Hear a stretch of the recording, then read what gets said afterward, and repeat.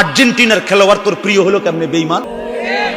এই মুসলমানের বাচ্চা বল বেটা, এখন দাঁড়ায় বল বেটা, কোন কাফের বেঈমান, কোন খ্রিস্টানের বাচ্চা, কোন ইহুদি, তুই মুসলমানের ঘরে জন্ম নিয়া তোর রক্তে মুসলমান মার রক্ত, তুই কেমনে ওই বেঈমানের মতো সাজলি? এই বেহায়া বল বেহায়া, তোদের যাদের চুল এরকম বল বেটা, এখন দাঁড়া, ওই বেঈমান তোর পছন্দ হলো কেন? তোর রক্ত ইসলাম নাই বেটা, তোর মা মুসলমান না, তোর বাপ মুসলমান না বেটা, তোর দাদা দাদি মুসলমান না, ওরা সব বোকা, তুই চালাক হয়ে গেছ বেটা, তুমি পণ্ডিত হয়ে গেছো। কোন বেঈমানের অংশগ্রহণ করলাম? কেন সাজলা বেঈমানের মতো? তোমার নবী নাই, তোমার রাসূল নাই, তোমার আল্লাহ নাই, তোমার নবী সাল্লাল্লাহু আলাইহি সাল্লাম চুল রাখে নাই? কথা বলে না কেন? আল্লাহর নবীর চুল ছিল কিনা?